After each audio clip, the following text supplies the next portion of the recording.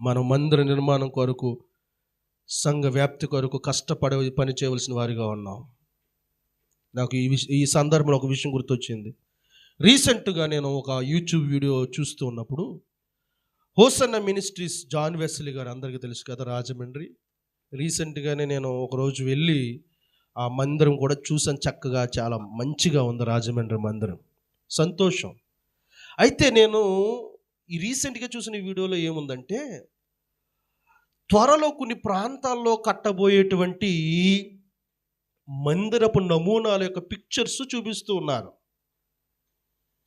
ఆ మందిరములు చూస్తూ ఉన్నప్పుడు అనిపించింది నాకు, బాగున్నాయి మందిరాలు అని. అయితే ఈ మందిరాలు కట్టేటప్పుడు ఎందుకు మందిరాలు కట్టాలండి? ఒకటి చెప్తున్నాను, మందిరాలు దేనికి అవసరం అంటే, అసలు మందిరం ఎలాంటిది అవసరం అంటే చెప్తున్నాను. ముందు ఈ మాటలు వినండి, మిస్ కాకండి, ఈ మాటలు వినండి. ఏంటంటే, సంఘములో 100 మంది ఉన్నారనుకోండి. ఆ 100 మంది కూడుకోవడానికి ఒక స్థలం కావాలి. అంటే మొదటగా ఒక స్థలం, ఒక ప్లేస్ కావాలి. రెండవది, వర్షం వస్తుంది కాబట్టి, ఎండ కాస్తుంది కాబట్టి, ఆ ఎండలో వర్షములో తల్లి పిల్ల కుటుంబం అంతా వచ్చి ప్రార్థన చేసుకుంటారు కాబట్టి ఒక నీడ కావాలి. నీడ కావాలి కాబట్టి, షెల్టర్ కావాలి కాబట్టి, ఇదిగో పైనుంచి మూసివేయబడి చుట్టూరు మూసివేయబడినటువంటి ఒక మందిరం కావాలి.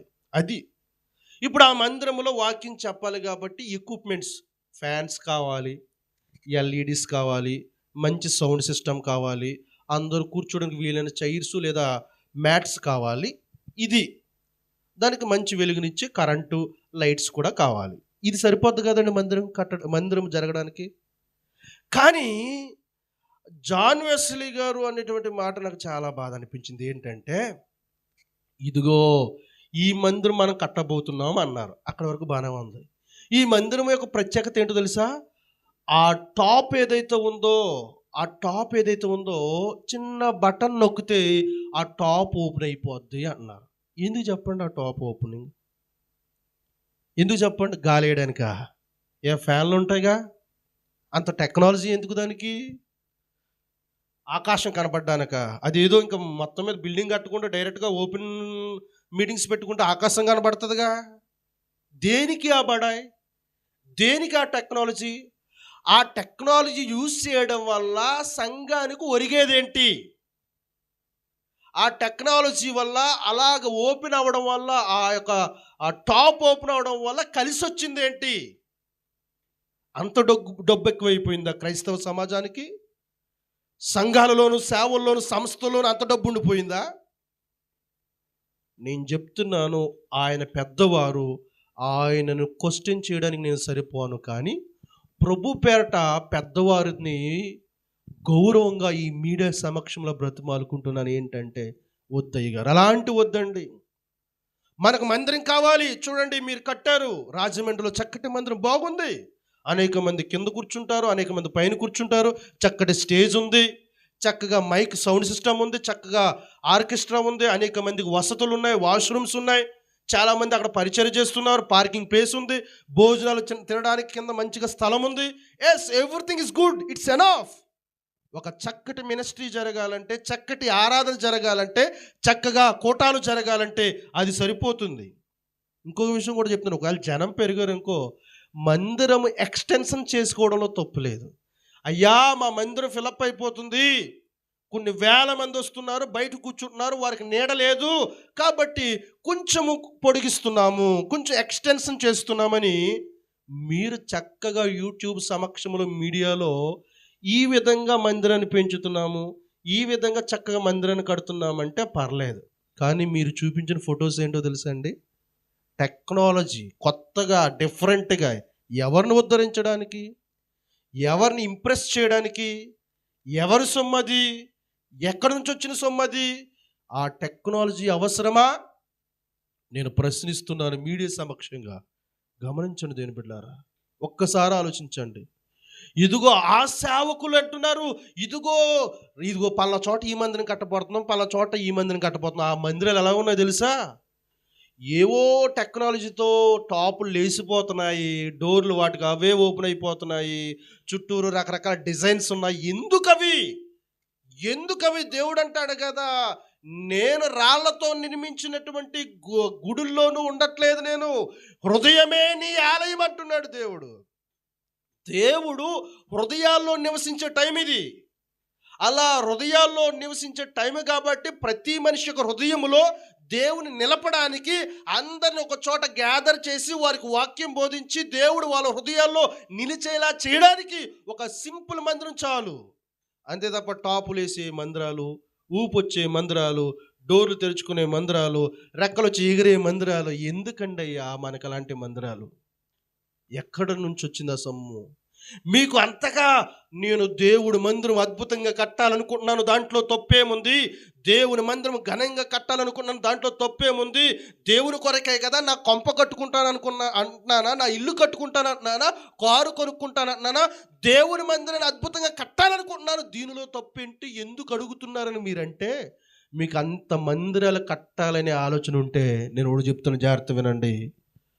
కొన్ని మారుమూల ప్రాంతములలో పునాదితో ఆగిపోయిన మందిరములు చాలా ఉన్నాయి. కొన్ని మారుమూల ప్రాంతములో, ఏజెన్సీ లాంటి ప్రాంతములో, కొన్ని పల్లెటూరుల్లో స్లాబ్ వరకు వచ్చి అలాగే ఆగిపోయిన మందిరాలు చాలా ఉన్నాయి. కొన్ని మారుమూల ప్రాంతాలలో కొంతమంది దీన సేవకులు పెంకులతో వేయబడి వర్షం వస్తే కారిపోయేటువంటి మందిరములు చాలా ఉన్నాయి. కొన్ని చోట్ల, కొన్ని ప్రాంతాలలో పాకలు వేసుకుని, పందిర్లు వేసుకుని, బరకాలతో డేరాలు కట్టుకుని ప్రార్థన చేసుకునేటువంటి సంఘాలు, సంఘ కాపరులు చాలామంది ఉన్నారు. ఇంకొక షాకింగ్ విషయం చెప్తున్నాను, జాన్ వెస్లీ గారు, నేను చెప్పనా, మందిరము కట్టడానికి అప్పులు చేసిన సేవకులు చాలామంది ఉన్నారు.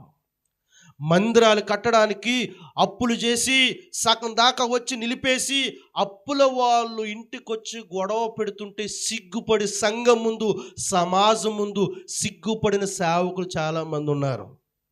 అలాంటి వారికి మీ మినిస్ట్రీ తరపున, మీ పేరు తరపున కొన్ని మందిరములు కట్టిస్తే, ఇదిగో కేవలము రాజమండ్రి, విశాఖపట్నము, హైదరాబాద్, విజయవాడ, కాకినాడ ఇలాంటి ప్రాంతాలలో మాత్రమే కాదు మందిరాలు కట్టవలసినటువంటి ఆధిక్యత. సువార్త ప్రకటింపబడనటువంటి, సువార్త అందనటువంటి, దేవుని కోసం పూర్తిగా తెలియనటువంటి అనేక మారుమూల ప్రాంతములలో మందిరాలు కట్టడానికి నానా తంటాలు పడుతున్నా, ప్రసవ వేదన పడుతున్నా, కన్నీరు మున్నీరవుతున్నా, సేవకుల కుటుంబాలు నలిగిపోతున్నవి ఎన్నో ఉన్నాయి. ఏం మీ కళ్ళకు అవి కనబడలేదా? చక్కగా డిజైన్ చేసి ఏసీ తోటి, హై టెక్నాలజీ తోటి, ఫారిన్ కంట్రీ టెక్నాలజీ తోటి విజిలేస్తే ఓపెన్ అయిపోతాయి, స్విచ్ నొక్కితే ఓపెన్ అయిపోతాయి, ఓపెన్ అవ్వంటే మాట్లాడితే ఓపెన్ అయిపోతాయి. ఇలాంటి మందిరాలు కనపడ్డాయా మీకు? కొంతమందికి సిగ్గు రాదండి సేవకులకి. ఏంటంటే, నేను ఒక సేవకుడిని మందిర నిమిత్తం సహాయం కోరితే ఆ సేవకుడు ఏమన్నాడు తెలుసా? మీరు మా మినిస్ట్రీలో లేరు కదండి, మీరు మా మినిస్ట్రీ తరపున సేవ చేయట్లేదు కదండి, వేరే సంఘం వారికి మేము సహాయం చేయమండి అన్నాడు. ఇంతకు సహాయం చేసే కెపాసిటీ ఉన్న సేవకుడే. అంటే ఈ రోజుల్లో సేవకుల యొక్క బుద్ధి ఎలా మారిపోయిందంటే, మా మినిస్ట్రీ తరపున అయితేనే సంఘం అయితేనే వాళ్ళకి మందిరానికి సహాయం చేస్తాం, మా మినిస్ట్రీ, మా లోగో వాళ్ళ మందిరం మీద ఉంటేనే మేము సహాయం చేస్తాం. ఒకటి గుర్తుపెట్టుకోండి, దేవుడు మిమ్మల్ని దీవించాడండి, దేవుడు మిమ్మల్ని ఆశీర్వదించాడండి. మీరు ఏ స్థాయిలో నుంచి ఎదిగారో మీకు తెలుసు. దేవుడు మీకు అవకాశం ఇచ్చాడు, దేవుడు మిమ్మల్ని ఎన్నుకున్నాడు, దేవుడు మీ చేత అద్భుత కార్యాలు చేస్తున్నాడు. దేవుడు మిమ్మల్ని ఉంచాడు కాబట్టి దేవుని వాక్యం చెప్పినట్లుగా, మీలో ఎవరికైనాను 2 అంగీలు ఉన్న ఎడల, ఎవరికైనా అంగీ లేకపోతే మీకున్న 2 అంగీలలో ఒక అంగీ వానికిమ్ము అని దేవుని వాక్యం చెప్పినట్లుగా, నీ సంస్థలో, మీ మినిస్ట్రీలో అద్భుతమైన సేవ విధానం జరుగుతుంది. దేవుడు మిమ్మల్ని బలంగా వాడుకుంటున్నాడు. మంచి కార్లు దేవుడు మీకు ఇచ్చాడు, మంచి బంగ్లాలో దేవుడు మీకు ఇచ్చాడు, మంచి సంఘాలు దేవుడు మీకు ఇచ్చాడు. మీ దగ్గర ఎన్నో అంగీలు ఉన్నాయి. అంగీ లేక, అంగీలు కుట్టించుకోవడానికి డబ్బులు లేక, అంగీలు కుట్టించుకునేంత స్తోమత కలిగిన దశంభాగాలు రాక, అంగీలు కుట్టించుకునేటువంటి స్తోమత లేనటువంటి సేవకులు, అంగీలు కుట్టించుకునేంత కానుకలు వచ్చే సేవకులు లేక లేక లేక అంగీల కోసం ఎదురు చూస్తున్నారు.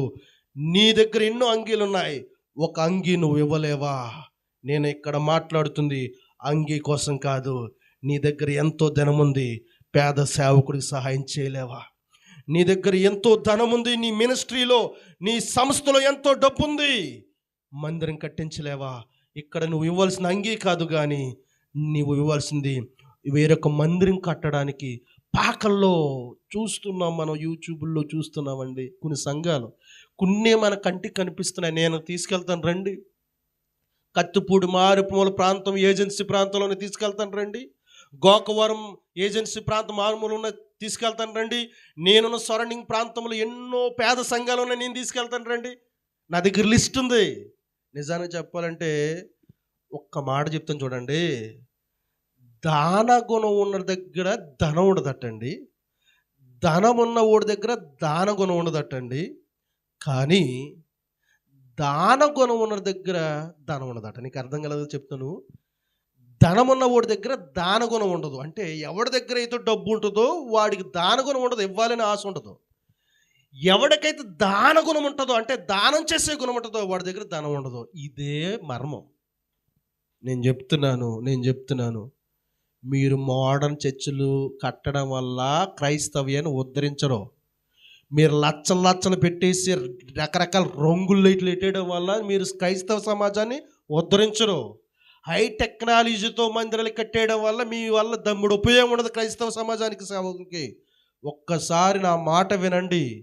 సంఘములలో ఇదిగో పగిలిపోయి కూలిపోవడానికి సిద్ధంగా ఉన్న మందిరాలు ఎన్నో ఉన్నాయి. చూడండి కళ్ళు తెరిచి. ఇదిగో మారుమూల ప్రాంతంలో పాకల్లో ప్రార్థన చేసుకున్న వాళ్ళు చాలామంది ఉన్నారు. కళ్ళు తెరిచి చూడండి. మారుమూల ప్రాంతంలో డేరాలు కట్టుకుని, మరుగు కట్టుకుని, 4 ఆకులు పైన వేసుకుని ప్రార్థన చేసుకుంటున్న వాళ్ళు చాలామంది ఉన్నారు. చూడండి కళ్ళు తెరిచి. అలాంటి వారికి ఈ కూటమి ద్వారా ఇక్కడ నిలుచున్న సంఘస్థులకు చేతులెత్తి బ్రతిమాలుతున్నాను. ఏంటంటే చాలా సంఘాలు విచ్ఛిన్నమైపోయేటువంటి స్థితిలో ఉన్నాయి, మందిరాలు శిథిలావస్థలో ఉన్నాయి, అనేక మందిరాలు మధ్యలోనే ఆగిపోయాయి, అనేక మందిరాలు ఇంకా పనులు పూర్తి కాక సహాయం కోసం ఎదురు చూస్తున్నారు. విచిత్రం ఏంటంటే నిజానికి పెద్ద పెద్ద సేవకులు ఉన్నారు కదండి, అంటే సతీష్ కుమార్ అయ్య గారు కానీ, లేదు అంటే బెల్లంపల్లి ప్రవీణ్ అయ్య గారు కానీ, లేదు అంటే సాలేంరాజు అన్న గారు, తండ్రి సన్నిధి మినిస్ట్రీస్ అయ్యగారు కానీ, లేదు అంటే కొంతమంది బైబిల్ మిషన్ అధికారులు కానీ, క్రీస్తు సంఘపు అధికారులు కానీ, విజయప్రసాద్ రెడ్డి గారు కానీ, ఇదిగో మనం ఇప్పటివరకు మాట్లాడుకున్నటువంటి జాన్ వెస్లీ హోసన్న మినిస్ట్రీస్ వారు కానీ, లేదు అంటే జేమ్స్ గారు desire of Christ ministry James గారు కానీ, ఇలా ఎంతోమంది, Rajahmundry John Wesley young whole team దైవ సేవకులు కానీ, ఇలా ఎంతోమంది సేవకులు ఉన్నారు. మీలాంటి సేవకులు, దేవుని ద్వారా బహుబలంగా వాడబడుతున్న సేవకులు, పట్టణాల్లో, పెద్ద పెద్ద సిటీల్లో పెద్ద పెద్ద మందిరాలు కలిగి ఉన్న మీరు, హాస్పిటల్స్ కలిగి ఉన్న మీరు, అనేకమైన శిష్యులను కలిగి ఉన్న మీరు, ఫాలోవర్స్ని కలిగి ఉన్న మీరు, ఫేమ్ నేమ్ కలిగి ఉన్న మీరు, మీలాంటి దైవ సేవకులు కొన్ని ఏజెన్సీ ప్రాంతంలో మందిరములు శిథిల అవస్థలో ఉన్నాయి. కొన్ని పల్లెటూరుల్లో, కాకినాడను ఆనుకుని ఉన్న పల్లెటూర్లు, రాజమండ్రిని ఆనుకున్న పల్లెటూర్లు, నెల్లూరుని ఆనుకున్న పల్లెటూర్లు, వైజాగ్ని ఆనుకున్న పల్లెటూర్లు, కొన్ని లోతు ప్రాంతాలు, కొన్ని సుదీర ప్రాంతాలలో మందిరములు శిథిల అవస్థలో ఉన్నాయి. మందిర నిర్మాణము మధ్యలో ఆగిపోయి 10 సంవత్సరాలు 20 సంవత్సరాలు అయిపోయి ఆగిపోయిన మందిరాలు ఉన్నాయి. అలాంటి మందిరములకు దేవుడు మీకు ఇచ్చినంతలో అలాంటి దీన సేవకులకు సహాయం చేయాలని మిమ్మల్ని సభాముఖంగా ఈ మీడియా ద్వారా కూడా నేను బ్రతిమాలుకుంటున్నాను. మీరు అనొచ్చు, ఏమండి మా సంస్థ తరపున చేస్తున్నారు. నేను ఒకటి చెప్పనా, క్రైస్తు సంఘం వారు క్రీస్తు సంఘ సభ్యులకు మాత్రమే చేస్తారు. ఏ మినిస్ట్రీ వాళ్ళ మినిస్ట్రీ దగ్గర వాళ్ళ దగ్గర పనిచేసే వాళ్ళు, వాళ్ళ దగ్గర జీతాలు తీసుకునేవారు, వారి దగ్గర కాళ్ళు వచ్చేవారు, వాళ్ళ దగ్గర పడి ఉండేవారు వాళ్ళకే చేస్తారు. క్రైస్తవ్యంలో బైబిల్ ఏమైనా అలా చెప్పిందండి? మీ మినిస్ట్రీలో ఉన్న వాళ్ళకి సహాయం చేయండి, మీ మినిస్ట్రీ ఉన్న వాళ్ళకి అంగి ఇవ్వండి, మీ మినిస్ట్రీలో ఉన్న వారికి ఒకడికి అంగి లేకపోతే మీరు ఒక అంగి ఇవ్వండి అని చెప్పిందా బైబిల్? మనం అంతా క్రైస్తవ సమాజం అండి. ఇప్పుడు నాది the power of God ministries అని. ఇప్పుడు నా మినిస్ట్రీ ఉన్న వారికి నేను సహాయం చేయను. నేను అనేక మందికి, నేను చిన్నోడినైనా, నాది బుల్లి సేవ అయినా, నాకున్న దానిలోనే కొంతమంది అడుగుతూ ఉంటారు. నేను చెప్పుకోవడం పెద్ద గొప్ప కాదు, కానీ నేను చెప్పుకోవడానికి కూడా ఇష్టపడట్లేదు. నేను ఎవరికి సహాయం చేశాను అన్నది ఈ వాక్యం వింటున్న చాలామందికి తెలుసు. ఈ వాక్యం వింటున్న వారిలో నా ద్వారా సహాయం పొందుకున్న వారు కూడా ఉన్నారు. గమనించండి, గొప్ప కాదు కానీ వారు వేరే వేరే సంఘస్థులు, వేరే వేరే మినిస్ట్రీస్, వేరే వేరే సంస్థలు, వేరే వేరే విధంగా సేవలు చేసుకుంటున్నారు వాళ్ళు. అయినా సరే నాకు సంస్థలతోటి సంఘాలతోటి పని లేదు. మనం అందరము క్రైస్తవులము. ఏదో ఒక అడ్రస్ ఉండాలి కదా మనకి. ఆ అడ్రస్ నిలుపుకోవడానికి మన సంస్థలు పెట్టుకున్నాం. ఒక ఐడెంటిటీ, ఒక ఆధార్ కార్డు లాగా. ఇదిగో నేను పలానా చోట నుంచి నేను సేవ చేస్తున్నాను, పలానా పక్షం. కానీ అలాగే మనందరికీ పర్మనెంట్ అడ్రస్ ఎవరంటే క్రీస్తు. అయితే ఆ క్రీస్తుని ఏ చోట నుండి ప్రకటిస్తున్నామో, ఏ ప్లాట్ఫామ్ ద్వారా ప్రకటిస్తున్నామో తెలియడానికి మనం అందరూ ఏ రకరకాల పేర్లు, బైబిల్ మిషన్ అని, లేదంటే చర్చ్ ఆఫ్ క్రైస్ట్ అని, లేదంటే యంగ్ హోలీ టీమ్ అని, డిజైర్ ఆఫ్ క్రైస్ట్ అని, లేదంటే ఐ ఫర్ గాడ్ మినిస్ట్రీస్ అని, హోసన్నా మినిస్ట్రీస్ అని, లేదంటే బ్రదర్ మిషన్ అని, ఇలా రకరకాల పేర్లు పెట్టుకున్నాం మనం. కానీ మనం అందరం క్రైస్తవులము. మనం సహాయం మన వారికే కానీ అందరికీ చేయాలి. కాబట్టి మీరు ఒక్కసారి ఆలోచించినట్లయితే దీని మీద ఒకసారి మనసు పెట్టండి. అనేక మంది అంగీ లేనివారు, మందిరాలు లేనివారు, అంగీ చిరిగిపోయిన వాళ్ళు, మందిరం చిరిగిపోయిన వాళ్ళు అనేక మంది. అంగీ కుట్టుకోవడానికి క్లాత్ అయితే ఉంది కానీ డబ్బులు లేని వాళ్ళు, అంటే మందిరం సగం అయ్యి పూర్తి కాని వారు, కొంతమందికి అసలు అంగి పెట్టడానికే స్థలం అనేవాళ్ళు, అంటే మందిరం కట్టడానికే స్థలం అనేవాళ్ళు. ఇలా రకరకాల పరిస్థితుల్లో సేవకులు పల్లెటూరులో నలుగుతున్నారు, మారుమూల గ్రామాల్లో నలుగుతున్నారు. మీరైతే చక్కగా అందరికీ టీవీల్లో బాగా కనబడుతున్నారు, యూట్యూబ్లో బాగా కనబడుతున్నారు, అందరికీ సుపరిచితమయ్యారు. అందరూ మిమ్మల్ని వెంబడిస్తున్నారు, లైకులు కొడుతున్నారు, కామెంట్లు పెడుతున్నారు, చక్కగా ఆదరిస్తున్నారు. మీరు క్యూఆర్ కోడ్ పెట్టగానే కానుకలు పంపించేస్తున్నారు. కానీ క్యూఆర్ కోడ్ పెట్టడం చేత కానోళ్ళు, కనీసం టచ్ ఫోన్ వాడడానికి చేత కానోళ్ళు, కనీసం టచ్ ఫోన్ కొనుక్కోవడానికి లేక కీప్యాడ్తో కళ్ళజోడు ఇలా పెట్టుకుని ఇలా నొక్కే పాస్టర్లో, కనీసం వెళ్ళడానికి సైకిళ్ళు బండిలు లేని వాళ్ళు, ఆటోలు మారుతూ ఉన్నవారు, ఇలా ఎంతోమంది ఉన్నారు. మనం మేల్కొందాం. ఎంతసేపు ఈ నెపోటిజం, మన తర్వాత మన పిల్లలు ఏలాలి, మన తర్వాత మన పిల్లలే మన సంఘాన్ని చూడాలి, మన తర్వాత మన వాళ్ళే ఏలుకోవాలి, మన వాళ్ళే అంటూ ఎదుటి వారికి సహాయం చేయలేని స్థితిలో అనేక మంది సేవకులు ఉన్నారు. ఈ సభాముఖంగా మీ అందరికీ నేను ఈ మాటలు తెలియజేస్తున్నాను. దయచేసి దీన సేవకులను ఆదుకోండి. మందిరాలు నిలిచిపడిపోయి ఉన్నాయి, ఆగిపోయి ఉన్నాయి, సంపూర్తి కాకున్నాయి. సేవకులు చాలామంది అప్పులలో మునిగిపోయారు, లోన్లు తీసుకుని కట్టలేక. మందిరం ఎలాగైనా పూర్తి చేయాలి, నాకు సహాయం చేసి వాళ్ళు లేరు, నేనున్నాళ్ళు ఎలాగలేకపోతాను, నా అనంతరం అన్న ఈ మందిరం నిలిచి ఉండాలి అని మందిరాలు కట్టాలని పూనుకుని సహాయం అందక ఆ సంఘాలు పేద సంఘాలు అయి ఉండి వారు సరిగా కానుకలు ఇవ్వక, వాళ్ళు కష్టపడే మనుషుల వల్ల రేకు షెడ్ వేద్దామని ఆగిపోయిన వాళ్ళు, డేరాలు కట్టుకుని నిలిచిపోయిన వాళ్ళు, ఏదో చిన్న స్లాబ్ వేసుకుందామని ఆగిపోయిన వాళ్ళు, పెంకేసుకుందామని ఆగిపోయిన వాళ్ళు చాలామంది ఉన్నారు. ఒక్కసారి వాళ్ళ కోసం ఆలోచిద్దాం. మీ హృదయం ప్రేరేపణ కలిగితే ఇదిగో మీరు ఫోటోలు చూపించి ఈ మందిరం కడదాం, ఈ టెక్నాలజీతో కడదాం, ఇంతమందిని ఇంజనీర్లు పిలుద్దాం, అది కాదు. చాలా మందిరం నిలిచిపోయి వాటి కోసం మీరు సహాయం చేయండి, ప్రార్థన చేయండి దేవుని పిల్లారా. కాబట్టి గమనించండి, మనం దేవుని పని చేయవలసిన వారిగా ఉన్నాము. ఎలాగ చేయాలి దేవుని పని అంటే చాలా భారంతో చేయవలసిన వారిగా ఉన్నాము.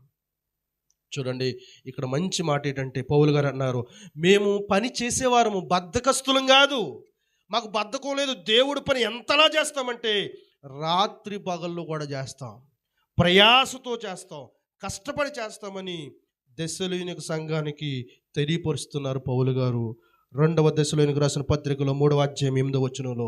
అంతేకాకుండా కొరింథీ సంఘానికి కూడా చెప్తున్నారు. 1 కొరింథీయులకు రాసిన పత్రిక 16వ అధ్యాయము 10వ వచనంలో, ఓ కొరింథీ సంఘమా, నేను కష్టపడటమే కాదు కానీ నాకు వలే ఇదిగో తిమోతి కూడా ప్రభు పని చేస్తున్నాడని చెప్పేసి. మనం కష్టపడాలి, కష్టపడి పని చేయాలి. దేవుడి పనన్నా, లోకంలో పనన్నా, ఇంటి పనన్నా, లేకపోతే కష్టపడి డబ్బు శాలరీ సంపాదించుకోవడానికి చేసే పనన్నా, దేవుని పనన్నా, ఏ పనన్నా సరే, ఇంటి పనన్నా, ఒంటి పనన్నా, ఉద్యోగపు పనన్నా, లేదంటే దేవుని పనన్నా, ఏ పనులైనా సరే మనం కష్టపడి చేయాలి.